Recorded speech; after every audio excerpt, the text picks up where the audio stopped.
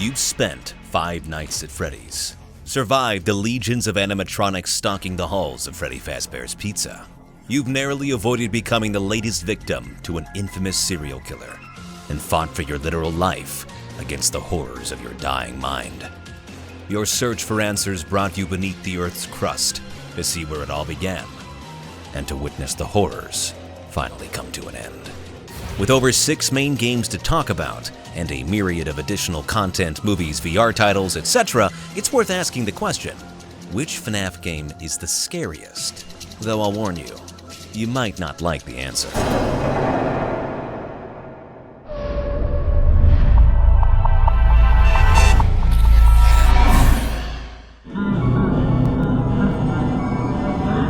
This job fucking sucks, dude. Hi, paisanos! Spaceman Scott here, award-losing YouTuber and intimacy coordinator at Raytheon. It's a side gig. And speaking of side gigs, we're talking about him! The last time I talked about Five Nights at Freddy's, universal praise. People loved it. But the 2 main issues people brought up in that video was that 1, I was too mean to Scott Cawthon, and 2, why didn't I talk about FNaF World? Which, they kind of seem oxymoronic, because like, not mentioning FNaF World, I mean, I was pretty nice to Scott. Today, that all changes, because FNaF World might, honest to God, be one of the most genuinely horrifying things I've ever talked about, like on this channel or really anywhere ever. Cue the SpongeBob roller coaster gif. Why do I think this? Why do I think that FNaF World is the scariest game Scott Cawthon's ever put a brown bear on? How is the content of FNaF World any different from what is covered in the mainline series, and what makes it so personally and relatably more horrifying than those? You gotta watch the fucking video. I don't know what to tell. You know, he actually plays music when you like hold down the little button up here. Like, check the shit.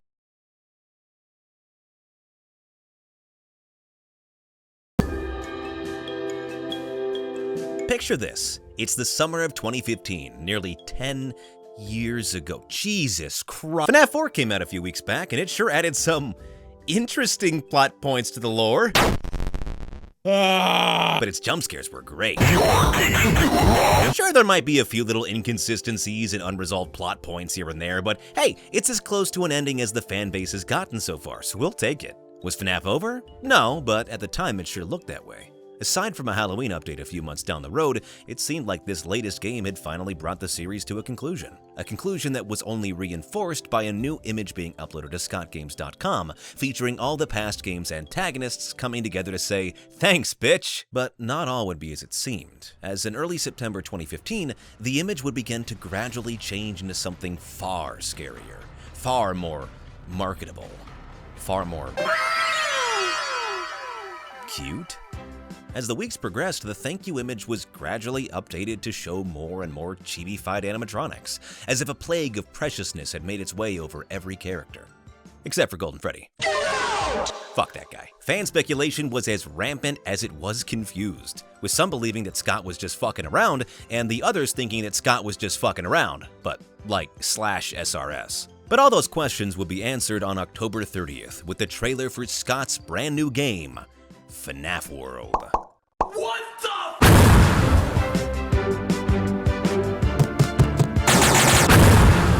Reactions were mixed, but most in the fan base remained cautiously optimistic.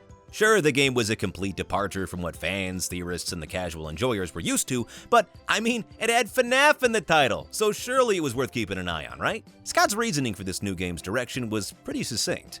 FNaF was over. Its story had concluded, and now he wanted to make something new using the same characters you've come to know and make porn of. Plus, Scott saw FNaF World as a way to focus on something a little more lighthearted, having seemingly become both physically and emotionally fatigued with the last 4 games only existing due to rampant child murder. Child murder's the narrative crux this time. As the months progressed, the teasers for FNaF World kept coming, with tracks from the game being shared via scottgames.com, an entirely new site being created for the project, FNAFworld.com, may it rest in fucking peace, and a second trailer being released a few months after as well. But one teaser stood out from the rest, both tonally and visually. Trigger warning for animatronic suicide? Kinda? It's probably easier if I just show you. On November 3rd, 2015, just 4 days after the release of the first FNaF World trailer, Scott uploaded this picture to both scottgames.com and FNAFworld.com. a grayscale photo that, when brightened, appears to show the FNaF World derivative of Mangle hanging themselves. The gory sight punctuated by an accusatory, "See what you've all done." The image was removed from both sites later that same day, with little to no word on Scott about what the fuck that was about. In fact, Scott's never given a reason as to why this teaser exists, or what it was supposed to entail. But I've got a few theories. More on that later, though. Following this confusing teaser, Scott would go radio silent for about 3 weeks, before posting another weird grayscale image and a Merry Christmas teaser. Don't forget the mangle toe! But the release of FNaF World was fast approaching. So fast that Scott, in common Cawthon fashion, said, "Fuck that release date, let's release it a month earlier." What's the worst that could go wrong? I really can't undersell just how mixed the community's feelings were about FNaF World leading up to its release. I mean, FNaF 4 came out literally 2 months prior to FNaF World's first trailer. You know, FNaF 4, the famously not open to interpretation game with a super satisfying ending. Yeah, that FNaF 4. Sarcasm aside, FNaF 4's ending and just general storytelling left a lot of the fan base wanting something more. Something more that was, as you could probably guess, not FNaF World. Even FNaF YouTubers were struggling to cover the game. Some ignored it altogether, others tried to desperately extract some kind of lore significance out of whatever the fuck that is, and others just kinda talked. Absolutely adorable, folks. I love him to bits.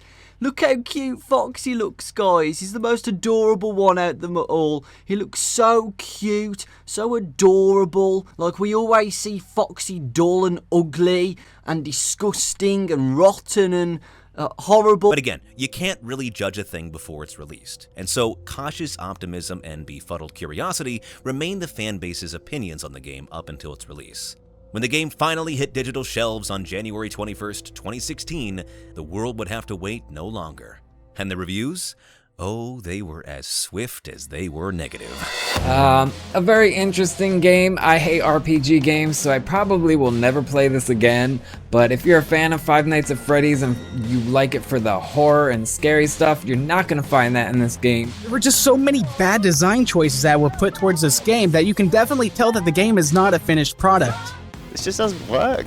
No, the game, like I think the idea behind the original ones were fine, but I just don't see the point of this being a Five Nights at Freddy game. Very bland and uninteresting. Feels more like a fan game than an official installment in this franchise. I'm not the target audience for this series, but I can understand fans being let down by this odd installment. This game actually, physically, started to hurt my brain. I just couldn't comprehend what I was playing. Not in a good way, in a very, very bad way. Dumb thing is, like, it doesn't actually it just doesn't communicate anything to you. There's no way to check your character's stats, find out your character's weakness against the monsters, what your party members' movesets are, or anything like that in the game for you to actually make an informed decision. It's not all that great of a game. Some people are loving it, some are hating it. I'm just in the middle. It's an average RPG, it doesn't have deep mechanics. It's not pleasing to look at, it's not all that fun, especially after you've been playing it for a while. I don't give it a fuck anymore. I bought this for my friend and he accused me of cyberbullying. Now, not everyone hated FNaF World. The game kept a generally positive review status on Steam for the time it was listed there, but the negative responses were hard to ignore. Many criticized the game's poorly explained mechanics, repetitive gameplay loop, and a whole host of other quality of life updates, all of which seemed to point at a critical conclusion. This game wasn't finished yet. Don't believe me? Well, fuck you. You should be more trusting. But fine, take the other Scott's word for it. You know, I've been accused of rushing my games ever since FNaF 1, but I've never felt that I'd released a game too early, until now. I got too eager to show the things that were finished that I neglected to pay attention to the things that weren't. Scott opted to take FNaF World off of Steam just 4 days after the game's release. Promising to have learned his lesson from the experience, Scott vowed to release the game again in a few weeks, both in a more finished state as well as completely for free. In addition, any unsatisfied customers could ask for refunds, regardless of how long they'd played the game. Say whatever you want about Scott Cawthon, and there is much to say, but this was a great response to the community's reaction, and undoubtedly bought him a lot of good faith within the community.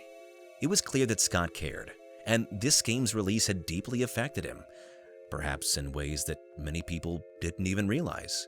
Regardless, he pledged to make up for this unfinished game and would go on to do so just 2 weeks later.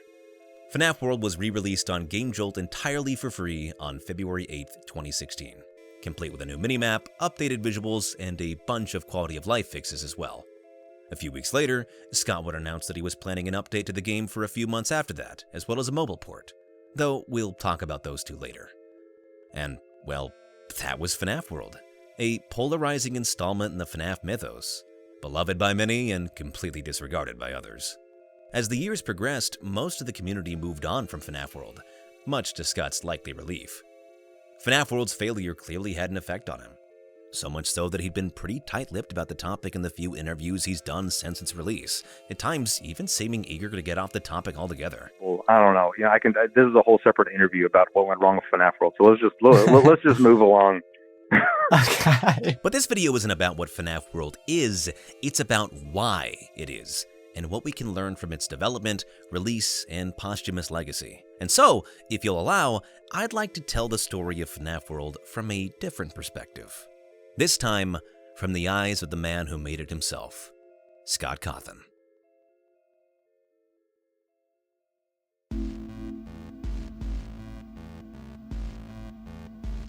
Picture this. You are Scott Cawthon, full-time game designer and part-time storyteller.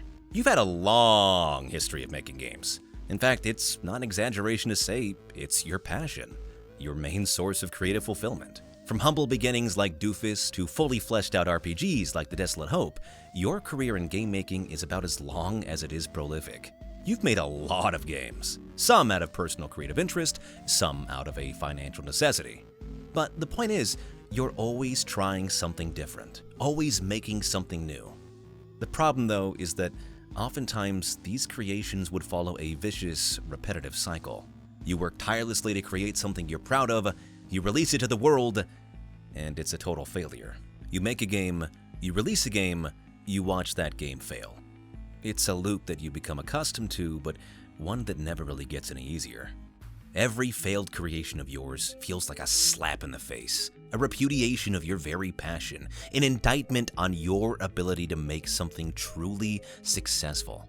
Having a game go unnoticed is one thing, but having a game be reviled, ridiculed, and torn apart by critics, that was a whole other kind of failure. Eventually, you begin to question if this passion, this creative endeavor you've spent so much of your life on is actually worth it. If you're actually cut out for this kind of career. Making games makes you happy, but it doesn't make you money. You've been doing this since you were 13, and what do you have to show for it? A backlog of failed games, a canceled life insurance policy, a crisis of faith. You feel hopeless, stranded. So much so that you start to entertain the darkest thoughts possible. Your career has been defined by financial and personal failure. And now, you have a choice. Either you quit making games, or you try again, and let this passion potentially destroy you. Beyond your better judgment, you choose the latter. You decide to make something different. Five Nights at Freddy's is different. The polar opposite of everything else you've created. It's a horror game, for one, a genre that you've never really dipped your feet into before, but there's a far more important distinction.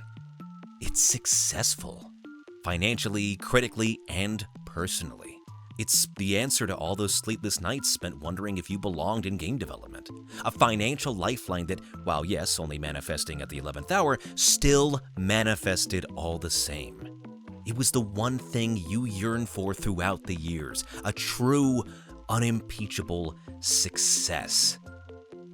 And so you make another, and another, and another after that. Each game only adding to the compounding success of the one before.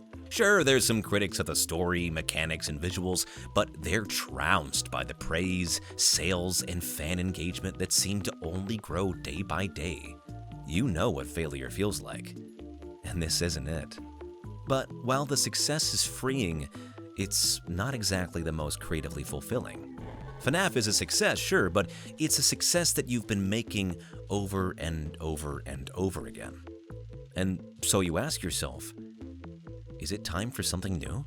This, my dear viewer, is what brings us to the why of this video. Why I think it exists, why I think it was released in the state it was, and why Scott Cawthon is so reticent to talk about it, aside from the occasional snide comment or regretful remark. While obviously I'm not Scott Cawthon, I think we can build a pretty strong case, both from interviews with Scott, the content found in the game and its re-releases and ports, and Scott's general ethos for game making entirely. Obviously, this is just speculation, and I implore you to draw your own conclusions based on the evidence I'm about to show you. Okay, that's enough self-protective bullshit. Let's build a psychological profile on Scott Cawthon.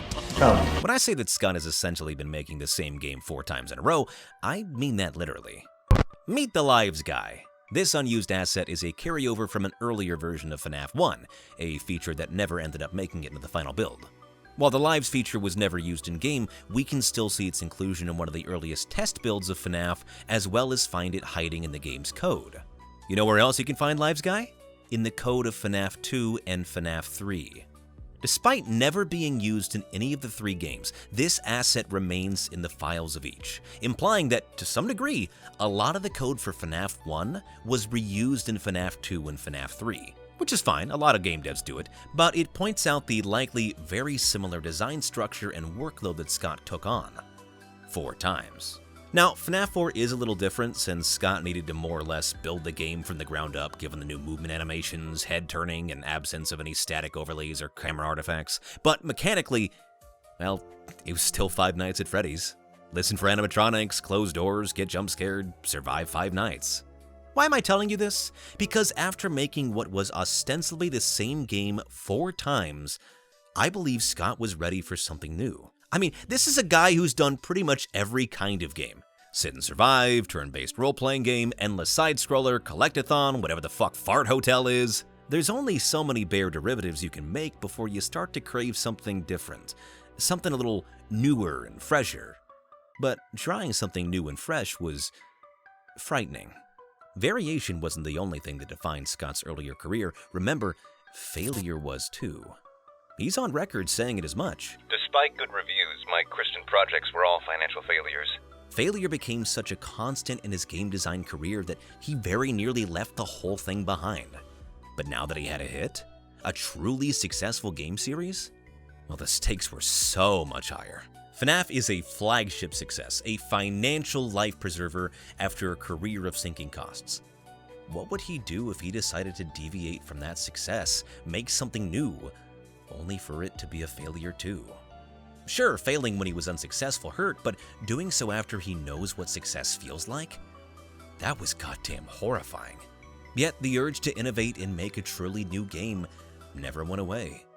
It persisted, eating away at Scott as both FNaF's themes and lack of creative fulfillment compounded into a compromise.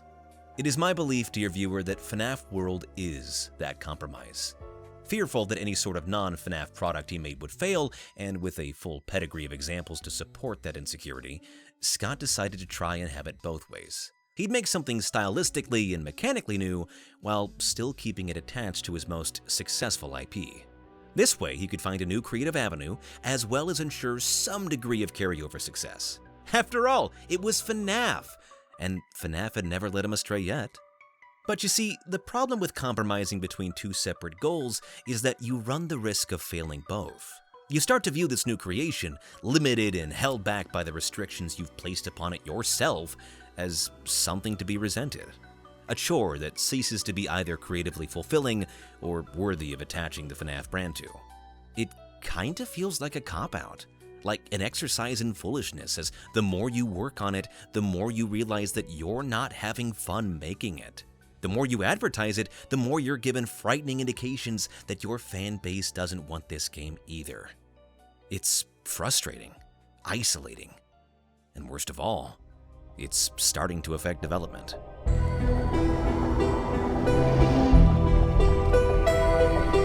To a casual fan, the first indication of this is in the Mangle teaser, a seemingly out-of-nowhere tone shift when compared to the last several teasers, and one that came only days after FNaF World's first trailer. It's taken down the same day it's uploaded and is never talked about again. You think it's weird, but hold to assume that it's indicative of some hitherto unknown dark themes in the upcoming game. A few months later, you actually play it, and You're not far off. Sure, it's got problems, both technical and gameplay-wise, but you can't help but shake the feeling that there's something off about this game. Something a little spiteful. It's subtle, hidden only in dialogue and some sound design choices, but it's still there. The most explicit examples of this I can give are FNaF World's endings. One sees you venturing too far into the game's code, only to find yourself trapped with old man consequences. Forever. Another ending sees you instead walking into that lake and drowning yourself, forced to watch Freddy fall seemingly endlessly, before eventually getting to a screen of 3 silhouettes watching something. The screen persists until you force quit the game. Another ending requires you to talk to Fazbear while also having him as your party leader, the paradoxical meeting resulting in the universe literally imploding, ending the game as well. Another ending sees you facing off against a giant mechanical version of Chipper from Chipper & Sons Lumber & Company in a scene straight out of Battle for Bikini Bottom. Beat Chipper and he ragefully exclaims that, "This isn't fair! It was never fair! It was supposed to be me!" before once again falling into obscurity. But perhaps the best indication of FNaF World's real tone is in the normal and hard mode endings of the game. Beat FNaF World on normal difficulty, and you're given a blunt, quite mean-spirited text box, admonishing you for playing the game on said difficulty, cryptically alluding that someone is still out of your reach. Beat the game again on hard difficulty, and you get to see exactly who that person is. You finally get your answer to why this game feels a little off. You finally see the real villain, the real final boss of FNaF World. That's some real dedication. Great job! Most people are content playing through the game on normal mode. Not you. There's always an overachiever in the bunch. I guess that's you. So it's your fault then. For my misery. It's never enough for you people. Don't you get it? I can't do this anymore. I won't! It was fun being the puppet master, but now I grow weary. It is time to put you in your place. Now let me show you how this game ends.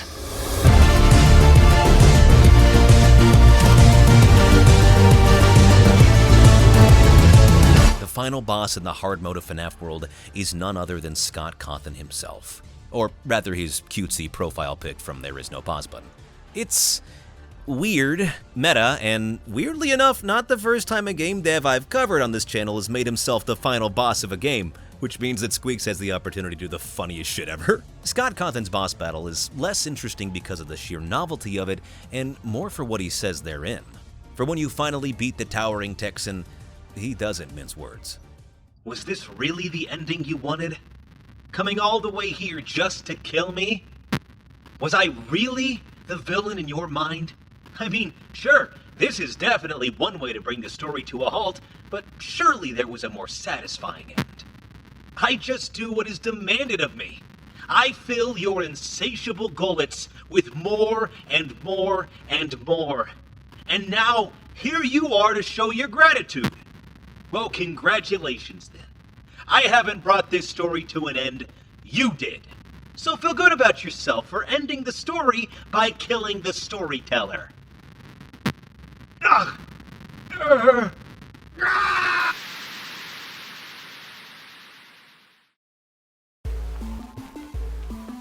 Now, I know that many will likely hand-wave this away as nothing but Scott's messed up, often self-deprecating humor, but just bear with me for a second.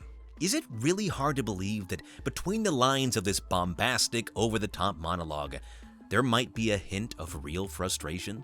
Is it really hard to believe that the same guy who dropped Hangle just days after the mixed reaction to a trailer wouldn't also put in a meta rant about his frustrations with the fanbase and his and their relationships to FNAF's story? Again, this was less than a year after FNAF 4's release, a game that Scott Cawthon is on record talking about how frustrated he was that people did not understand the lore and hidden meanings of. Is it really a stretch to say that Scott's airing a lot of existing frustration at not only that story, But the players themselves? He's proven that he's willing to do it in the past, so why would this be any different?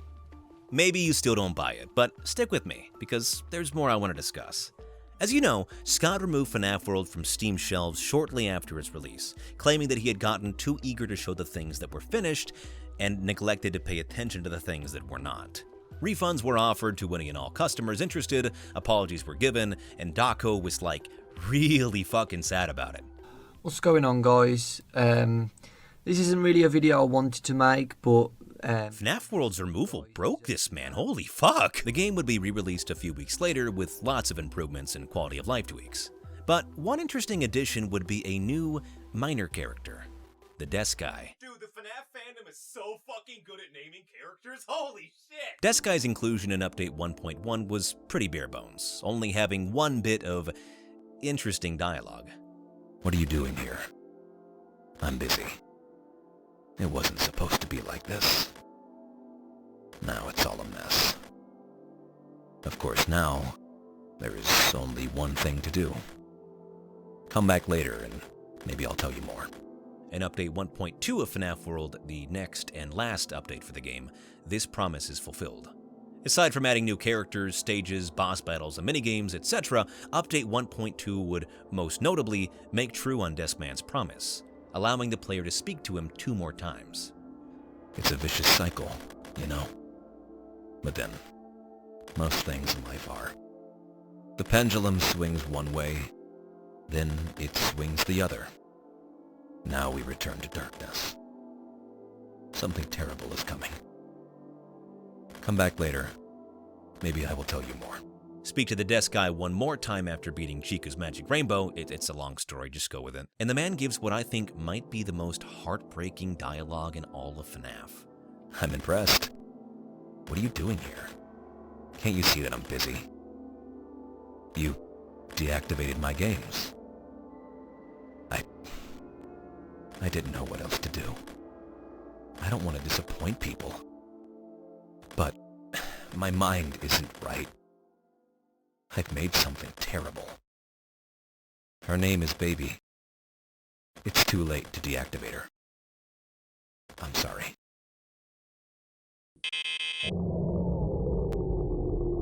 The show will begin momentarily. Everyone, please stay in your seats.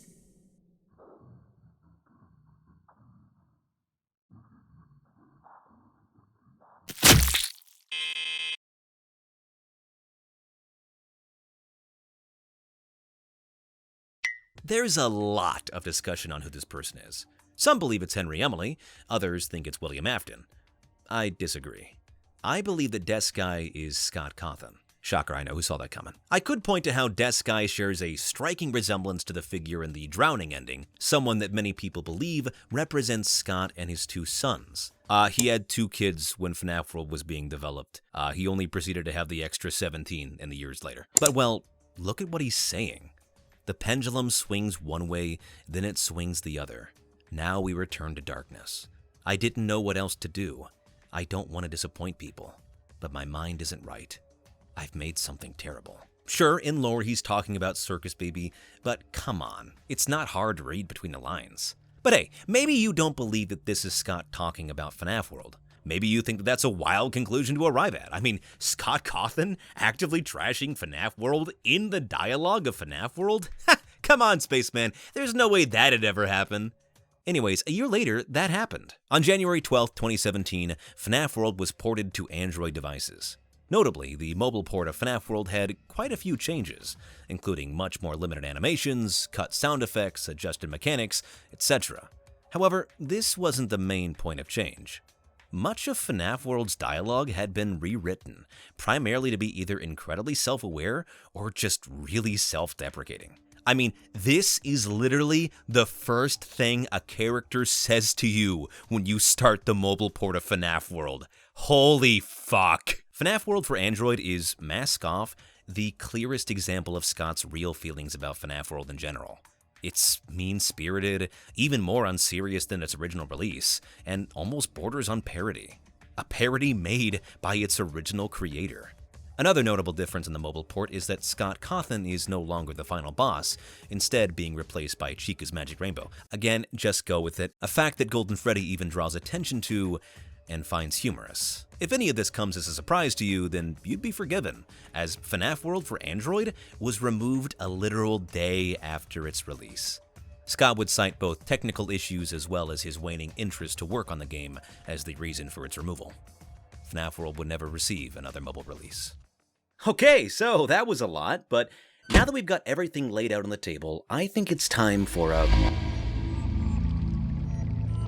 Let's do this one more time. It's summer 2015. FNaF 4 has been released, and the mainline FNaF games have officially ended. While financially and critically successful, the FNaF series has taken a clear toll on Scott Cawthon, both emotionally and creatively. There's only so much human suffering that a human mind can sit around and think about, and at that point, I was 2 years in. He yearns to make something else, something different, something that'll help him return to his game dev roots. However, doing so is easier said than done. Returning to his roots means potentially returning to failure, an experience that's become all the more horrifying as of late, especially after his last few years of success. If he made a non-FNaF game, would it be successful? History told him no, and so he made a compromise. He'd still create an aesthetically and technically different game, but would attach it to the FNaF IP, hoping that doing so could both scratch the creative itch he's felt for the past few years, as well as ensure some degree of success. And so, FNaF World is born. Fan curiosity in the project grows as more and more characters on scottgames.com gradually turn into their adventure derivatives. Sure, there's some confusion and minor criticism from the fanbase, but it's not overwhelming enough to affect development. That is, until it is. The first trailer is released, and while not reviled by any means, the fan reaction is decidedly more negative than the previous FNaF titles. Some are excited for the project, but many either don't care or don't want it. To Scott, it's the first alarm bell that something's wrong, the first indication that this project could fail like so many before it. It frightens him, angers him, and leads him to create Hangle just a few days after the trailer's release. "See what you've all done," reads the Brighton text. A statement that's hard not to feel directed at the fanbase. Scott, likely realizing the rashness and potential controversy of the teaser, takes it down the same day and goes quiet for a time. More teasers come out, but behind the scenes, the seed of doubt has been planted. Is FNaF World doomed to fail? Is he making another Chipper & Sons? Is he making a mistake? He's too far into development and marketing to pull the plug now, and so he continues on. But the fan reaction has shaken him. The game's tone changes as he works on it, with most endings either being a depressive anticlimax or a battle against Scott's greatest failure, fighting for relevance in his newest one. The final boss of the game is Scott himself, a stand-in for the man himself, but still spouting his very real thoughts and frustrations, all through a thin veneer of satire or parody. The game finally releases, and the criticisms are quick to come. Confusing game mechanics, missing content, and above all else, a contempt for this not being Five Nights at Freddy's 5. Scott watches as the game he's worried about for so long fails. His fears are realized. His anxieties manifested in the mocking comments of the game's detractors. While the people who disliked FNaF World were in the minority, they still existed. And worse yet, Scott was among their ranks. FNaF World is taken down and then re-uploaded a few weeks later, this time including new quality of life updates and a mysterious character at a desk, one that bears a striking resemblance to a figure that many believe is Scott Cawthon. The man is distraught about his creation, claiming that it was all a mess and that it was never supposed to be like this. He promises to tell the player more if they come to speak to him again, and in the next update, he can do just that. This time, the desk man talks a bit more about his twisted creation, about how he only wanted to make people happy, that he tried so hard not to disappoint people, and how his mind isn't right. I wasn't thinking completely rationally at the time. He's referring to Circus Baby, but his choice of words make it clear that this isn't just about the animatronic. The lights go out, and the desk man is dead. A teaser for Sister Location, the next installment in the series that Scott claimed was over, immediately follows. The show will begin momentarily. In that moment, FNAF World became just another vessel to tell the same story that led to its existence in the first place. The same story that has frustrated and depressed Scott so much. FNAF World was meant to be his respite, and in the end, it became just another launching pad for Five Nights at Freddy's. A year passes and a mobile port is released. It's not great, or really all that well optimized, but to Scott, it serves a separate purpose. Venting. It's a way for Scott to not only poke fun at the game, but to make clear to all those playing that he sees this as a failure. A project not even worth taking seriously anymore, and as would become clear a day later, not even worth fixing. The mobile port is taken down, and Scott confirms that there will not be another update for FNAF World, instead choosing to move on to his next project, Five Nights at Freddy's Sister Location.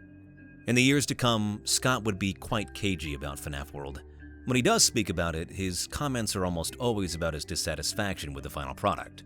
He'd learned a valuable lesson from FNAF World, one that he'd state clearly in his first interview with Daco. What I learned from FNAF World is what is driving every single project going on right now. It is serving as the gemstone of quality control in my mind, and it has solidified exactly what I have to do going forward. If I had the mindset that, oh, hey, it's Five Nights at Freddy's, people will love it, regardless of quality, then we would already have several movies, and they would all be terrible. It taught me to never take for granted how special it is to have a group of people who are eager to play what you make. But was this truly the lesson he should have taken from FNAF World? And if not, what lesson can we take?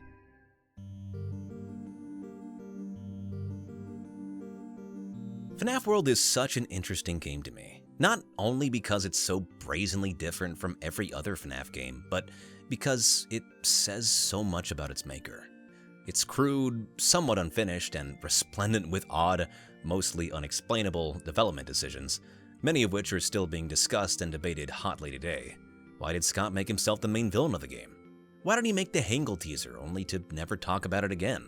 Why did the mobile port seem so self-deprecating? Obviously, no one knows those answers but Scott himself, and I don't foresee him opening up about them anytime soon. Scott's relationship with FNAF World is complicated, to say the least. Past games of his were far greater failures than FNAF World was, and he still talks fondly about their production, characters, etc. I'll use a Desolate Hope as my example again. I saw one person made a piece of fan art of that on the internet. I found it on Google, so I'm going to draw one of the characters, and that was the most special thing to me. No, FNAF World is such a failure to Scott because it's emblematic of the frustrated, difficult place he was in during its creation. It's the outlet that he, perhaps foolishly, chose to vent those frustrations through, seeking a degree of catharsis from the thing he's always found fulfillment in: video games. It's a reminder of a time where his insecurities about past failures stopped him from making something truly new and different. A true, bona fide Scott game. And most tragically, it's the turning point for him to, at least at this time of recording, never try anything creatively similar again. Scott Cawthon has either developed or been a creative consultant on 14 games since FNAF World's release.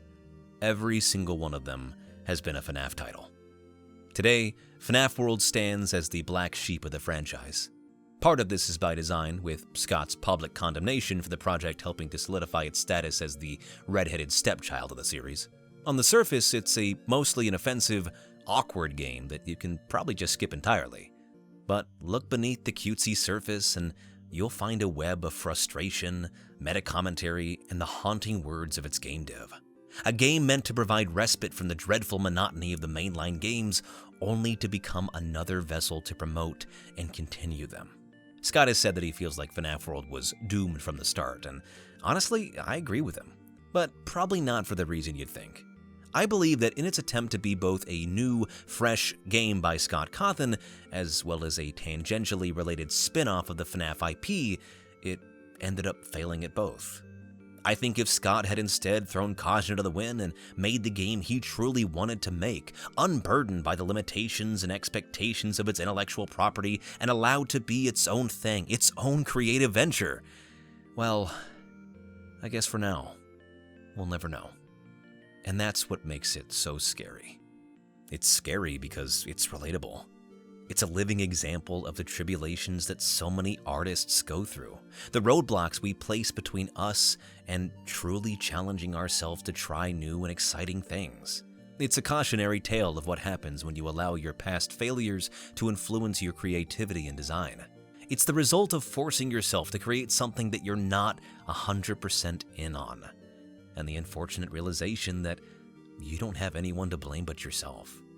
Being the catalyst for your own creative respite's ruination, and then believing the only salient lesson to be learned is that you should never take such a creative risk again? Well, that's scarier than any jump scare ever could be. So, what lesson can we learn from FNaF World? Well, I think a lot of it is up to personal interpretation, but if what I've discussed and researched here is the truth, then I think it speaks to how creative variation and risk-taking are integral to anyone's creative journey. They're scary, sometimes futile fool's errand that may never bear fruit, but so long as you allow yourself to take the risk to make something you truly feel confident and pleased with, then I'd argue that they're never a failure. This is something that I and a lot of other creatives in the YouTube space go through. Stopping yourself from taking a risk due to either personal failure, current trends, or just the fear of there not being an audience for it. I've had videos that I put a lot of effort into in the past underperform and be considered failure by most degrees, but I don't see them that way. In the end, I still made them the way I wanted to. I didn't allow market trends or pop culture influences to inhibit or change the makeup of that work. Instead, I just made a video about something I cared about and felt needed to be discussed. And to me, no amount of views, likes, or comments could ever make that a failure. So maybe the lesson is don't be afraid to take creative liberties. Because if you don't, well, you may very well come to resent your own creation. Forever. Also, maybe I'm completely wrong and reading too far into this, but fuck it, baby! That's content! Let's go! As much as we talk shit about it and kind of disregard its existence in the modern day, I'm actually really happy that FNaF World exists. It's a cautionary tale of what happens when you restrict yourself from the outset and don't let yourself make the game or the thing you want to make. It's an awkward, uncomfortable character study into what happens when you let your insecurities, fears, and past regrets not only guide your creativity, but obstruct it altogether. Also, some of the music's pretty good. So there's that. There's talk about Scott Cawthon potentially making a FNaF World 2, this time with a much longer development period. And honestly, I'm kind of thrilled to hear that. I don't know if Scott Cawthon will ever make non-FNaF games again. I don't even know if he wants to, but in my opinion, so long as he's creating the thing that he wants to and that makes him happy, that's about all we could hope for. Because we've seen what happens when he doesn't. But you let me know. Is FNaF World a living monument to the mental state Scott Cawthon was in at the time and what happens when you let your regrets and fears completely destroy your creative vibe? Or am I full of shit and surprisingly handsome for a guy in Indiana? Be sure to join our Discord server that we have now. This is, can I do QR codes? I'm gonna try a QR code. It may not work, but it's up there. It's been such a really great time seeing everybody interacting there. I have two of my artist friends who have been fighting since like day one of both of them being in there. That's amazing. And don't forget to like and subscribe. Did my fucking Band-Aid move? And don't forget to like, subscribe, share this with your friends, and do that secret 4 thing. Now let me scoop you. Hold still.